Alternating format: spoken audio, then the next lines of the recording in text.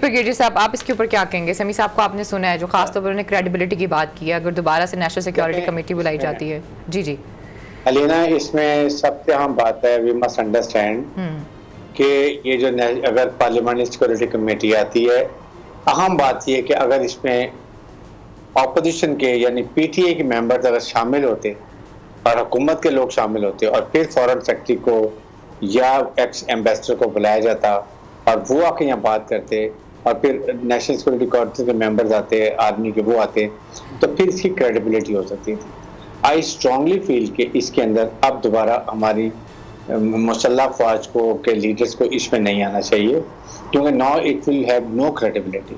इसकी क्रेडेंशियल नहीं होगी, क्योंकि सिर्फ हुकूमती लोगों के साथ बैठ के हुकूमती फॉरेन ऑफिस अगर आके बात करती है, it have a different connotation. अगर यहाँ पर 10 लोग पीटीए के ऑपोजिशन के मेंबर्स के भी होते हैं, then this thing have been different. तो इसलिए मैं ये बात करता हूँ कि इसके बजाय इनको एक जुडिशियल कमीशन बनाना चाहिए जिसमें ये क्लियर होनी चाहिए चीज़ें। तो उसमें फॉरेन सेक्रेटरी को बुला लें, उसमें वो भी लें, ये अब जो पुराना रिकॉर्ड है कौन किसको मिलता रहा वो भी आ जाएगा और फिर दूध का दूध पानी का हो जाएगा। अमेरिका का वहाँ से तो कोई आएगा नहीं, लेकिन ये लेटर काफ़ी होगा, जो उनकी लैंग्वेज है क्या वो I think Supreme Court is well competent to देखना, इंटरप्रेट करें और उसको डिसाइड करें। तो ये अहम चीज़ है, इसको ऐसे करना चाहिए।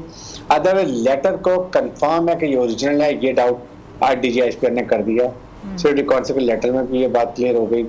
और इस तरह की हमारे जो लीडर्स हैं जो मैच्योर हैं, मैच्योरिटी होनी चाहिए, उनको आउटराइट ये नहीं कहना चाहिए, क्योंकि जब आपको कहा गया कि आप आके नेशनल सिक्योरिटी कमेटी में देखें, आप वहाँ नहीं गए, पार्लियामेंट्री सिक्योरिटी कमेटी में कहा वहाँ नहीं है, then you know right to say कि जी गलत है।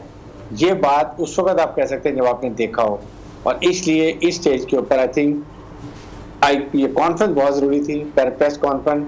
कम अज़ कम जो डिसइंफॉर्मेशन फैलाई जाती है फौज के बारे में, चाहे वो ईओ लैब हो या इंडिया हो या साइबर एक अटैक जो हमारे पर वो हो या हमारे कुछ सोशल मीडिया के बाहर से ग्रुप्स हों, ये उनके लिए बहुत जरूरी है कि वो क्लियर हो कि फौज अब इंटरफेयर नहीं कर रही, फौज बिल्कुल। लेकिन सभी साहब ने एक और भी बात की है कि जितने भी सवाल थे वो सारे पॉलिटिकल सवाल थे और ऑप्शंस लेकर आना, ऑप्शंस लेकर जाना, ये भी तो पॉलिटिक्स ही है ना ब्रिगेडियर साहब। इसमें जब आपको देखें अलीना, जब आपका chief executive prime minister Pakistan chief of staff को बुलाता है, डीजीआई को बुलाते हैं और वो कहते हैं कि ये इस वक्त ये सिचुएशन होगी, please go to opposition and find some solution, और वो 3 पॉइंट बताए जाते हैं।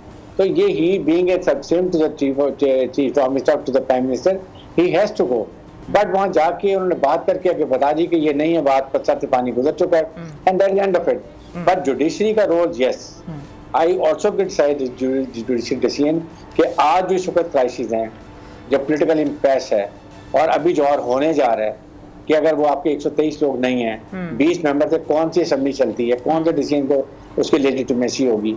और उसके बाद जो ये हालात हो रहे हैं ये खतरनाक है। इनको ये जरूर सोचना चाहिए था कि इन चीज़ों को देखते हुए जब कैबिनेट डिसफंक्शनल थी, असेंबली डिसॉल्व हो गई थी, तो ठीक है कि अगर उसको डिप्टी स्पीकर ने ओवर एक्सेस की थी अपनी पावर, उसको आप जरूर एक एडवांटेज करते हैं, लेकिन साथ ही साथ general election was the answer कि पोलिटिकल पार्टी जाएं जनरल इलेक्शन में, ला के अवाम का मैंडेट लें और अपने मैनिफेस्टो के हिसाब से आएँ और हुकूमत 5 साल की करें। जाके ये जो स्ट्रीट पॉलिटिक्स, क्या इस वक्त पाकिस्तान को स्टेबिलिटी चाहिए क्या या स्टेबिलिटी नहीं चाहिए, इकोनॉमिक क्राइसिस देखें, सब चीज़ें देखते हैं, वो बहुत जरूरी है। सब्सक्राइब करें और बेल दबाएं ताकि कोई खबर रह न जाए।